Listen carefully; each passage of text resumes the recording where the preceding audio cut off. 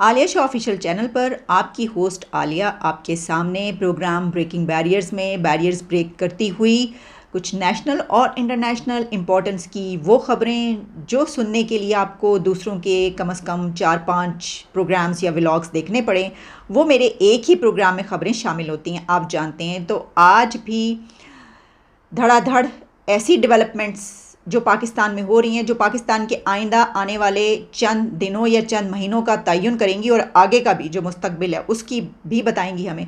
वो डेवलपमेंट्स आपके सामने रखने से पहले सबसे बड़ी खबर ये है कि हमारे प्राइम मिनिस्टर का visit of Saudi Arabia cancel हो गया है।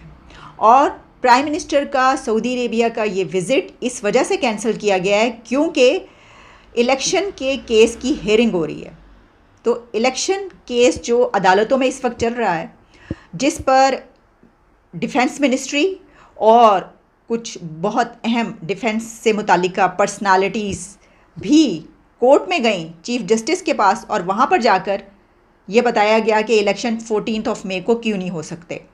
तो ये सब कुछ जो हो रहा है उसकी बिना पर यह खबर यही है कि प्राइम मिनिस्टर शहबाज शरीफ ने सऊदी अरेबिया का अपना दौरा मनसूख कर दिया है। और ये विज़िट इसलिए कैंसिल हुआ है क्योंकि ये इलेक्शन का केस चल रहा है। अच्छा, ये शायद दुनिया का पहला मुल्क हमारा हो कि जिसके इंटरनेशनल विज़िट्स इंटरनल पॉलिटिक्स की बिना पर कैंसिल होते हों। इससे पहले आपको याद होगा इसहाक डार साहब ने भी विज़िट कैंसिल किया था और कहा था कि वो नहीं जा रहे, IMF से उनका वहाँ पे जाके भी था। खैर उसके पीछे तो ये भी था कि हम कोई भिखारी थोड़ी हैं जो हम आपके पीछे पीछे फिरें, आपने जो करना है वो कर लें।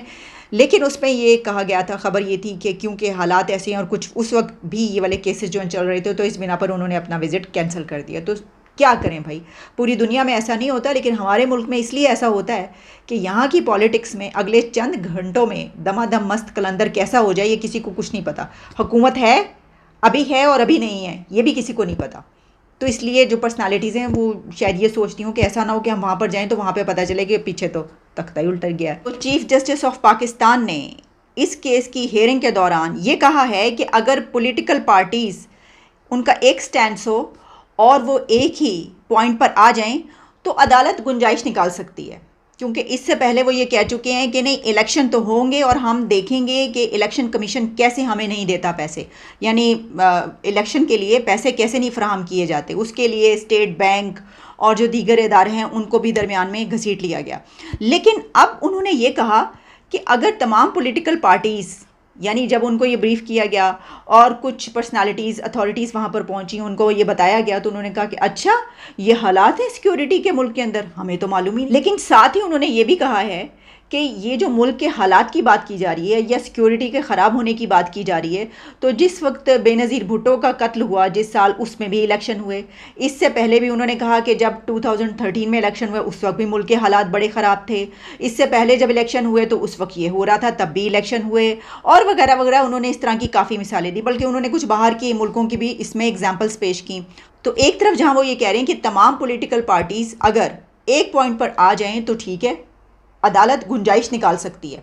अच्छा, ये गुंजाइश इससे पहले नहीं निकली थी कि जब तक चीफ जस्टिस साहब से 2-3 लोग नहीं मिले थे। जब 2-3 बंदे ने जाकर उन्हें कहा है कि सर ये क्या हो क्या रहा है, तो फिर उन्होंने कहा कि हम निकाल लेते हैं गुंजाइश। लेकिन साथ ही वो ये भी कह रहे हैं कि ऐसा कैसे नहीं हो सकता।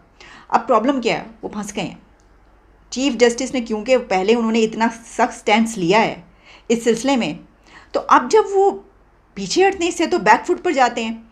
तो और ऐसा भी नहीं हो सकता कि उनको इदारे जाके ये कह रहे हों कि ये बताएं, क्योंकि इलेक्शन करवाने के लिए जो डिफेंस मिनिस्ट्री ने उनको रिपोर्ट पेश किया और जो वहाँ पर पर्सनालिटीज़ गई थी, जो भी हमारे इदारे हैं उनके करता धरता, तो उन्होंने ये कहा कि इसके लिए 3 लाख से ज़्यादा अफवाज और रेंजर्स की ज़रूरत होगी इलेक्शन करवाने के लिए।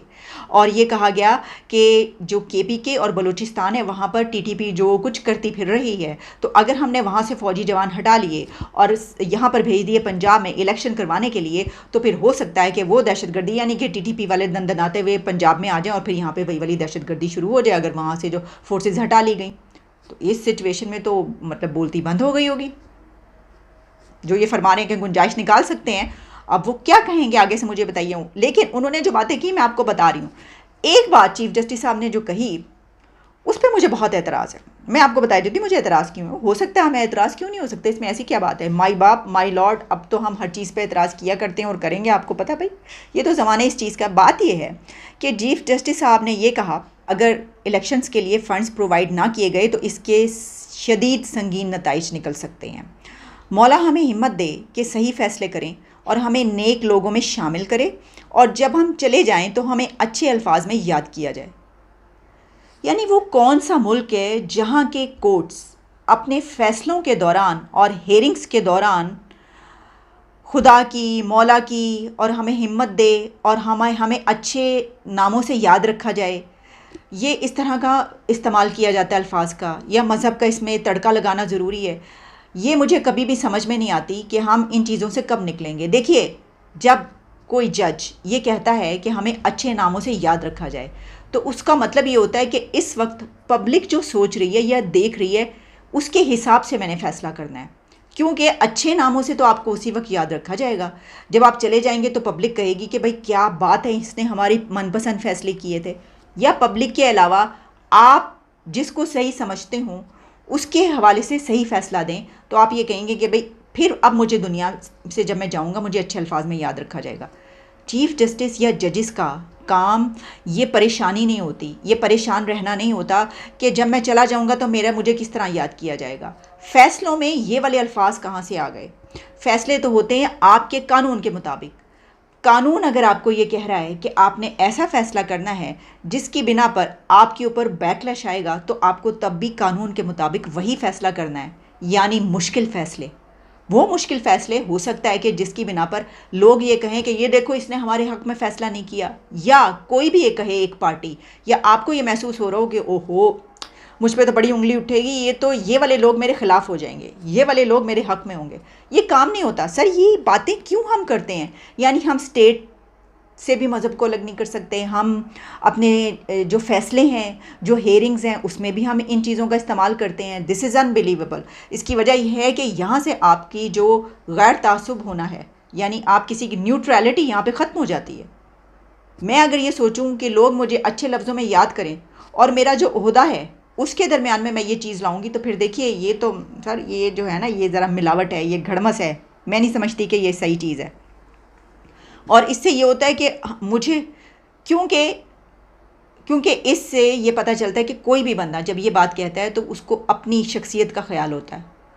तो जो हेयरिंग्स होती हैं, जो फ़ैसले होते हैं, उसमें जज की शख्सियत माइनस होती है, उसकी पर्सनालिटी माइनस होती है उस फ़ैसले से। वो अपनी पर्सनालिटी की बिना पर नहीं कर रहा होता कि मुझे लोग इस पे अच्छा समझेंगे या बुरा समझेंगे, इससे उसका कोई ताल्लुक़ नहीं होता। बहरहाल ये मैं खुद समझती हूँ, मुझे इस पर एतराज़ है, इसलिए मैंने कह दिया। मुझे यकीन है इस बात का कि इसके ऊपर कोई भी बात नहीं करेगा। हालांकि ये बड़ी अहम बात है, ये बहुत इंपॉर्टेंट पॉइंट है, बहुत वैलिड पॉइंट है। क्यों नहीं हम लोग ये समझते। लेकिन जस्टिस साकिब निसार, उन्होंने बहुत सारे ऐसे फैसले किए कि मैं अवामी फ़लाह के काम करूँगा। उन पर तनकीद की जाती है क्योंकि अवामी फ़लाह का काम जो है, यानी पब्लिक की आप बेहतरी चाहते हैं, ये काम जस्टिस का नहीं है, जजिस का नहीं है। ये जिसका काम है उसके ज़िम्मे आप छोड़ दीजिए, जो इसके लिए होते हैं। सर चीफ जस्टिस साहब ने, मुझे ऐसा लगा कि वो बाज़ार लगाया कि जिसमें हर कोई अपनी मनपसंद बात ढूंढ सकता है।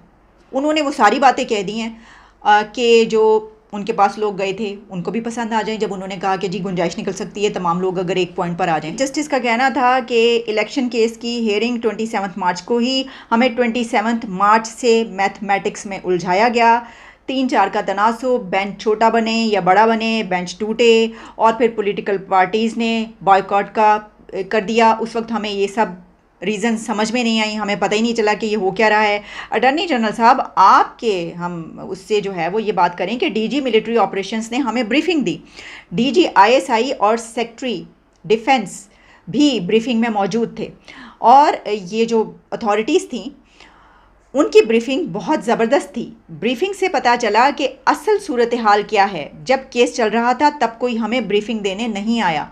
सुप्रीम कोर्ट फ़ैसला दे चुकी, इसके बाद ब्रीफिंग दी गई। अब केस का फ़ैसला आ चुका है, अब हम पीछे नहीं हट सकते, अब आगे बढ़ना है।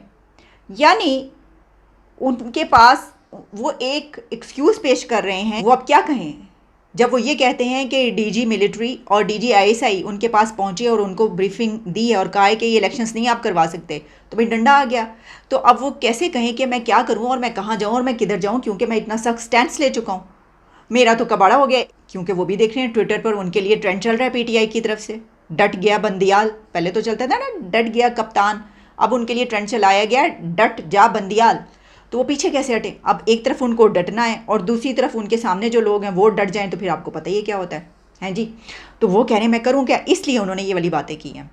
तो यही मैंने आपको कहा कि वो उन्होंने जो बातें की हैं ना, हर पार्टी अपनी पसंद की बात इसमें से निकाल सकती है। एक जो इसमें इस हेयरिंग के रिज़ल्ट के तौर पर एक जो अच्छी बात हुई है वो ये हुई है कि पॉलिटिकल पार्टीज़ ने आपस में राब्ते करने शुरू कर दिए हैं। इसमें कहा यह जा रहा है कि एक मौलाना फजलुर रहमान के अलावा सब की सब लोग ये समझते हैं कि डायलॉग हो जाना चाहिए।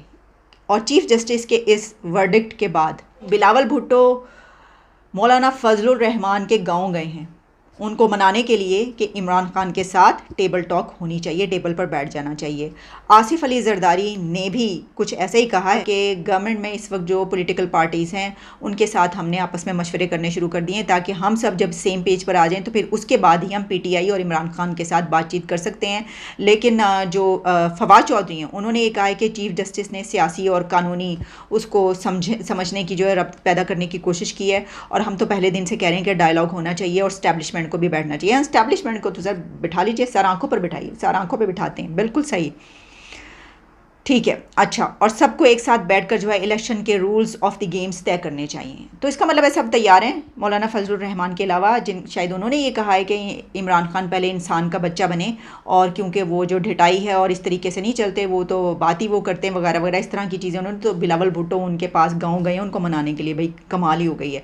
लेकिन इसके अलावा MQM और जितनी भी पोलिटिकल पार्टीज़ हैं उनके बारे में कहा जा रहा है कि वो तैयार हैं। PMLN के बारे में इनकार तो नहीं हुआ, लेकिन एग्जैक्टली मुझे अभी उनका स्टैंड सही तरीके से जो है वो, लेकिन मेरा ख्याल है कि प्राइम मिनिस्टर शहबाज शरीफ तो फौरी तौर पर तो वैसे भी जो है वो कॉम्प्रोमाइज़ करने के उस पर, यानी कि हालात को देखते हुए ठीक है कर लेते हैं वगैरह वगैरह। अच्छा, जो जस्टिस काजी फ़ाइज़ ईसा हैं उन्होंने बड़ी इंपॉर्टेंट एक बात की है, वो मैं आपके सामने रखे देती हूँ। जस्टिस काजी फ़ाइज़ ईसा ने कहा कि 1971 में पाकिस्तान टूटने की बड़ी वजह जो है वो गलत अदालती फैसला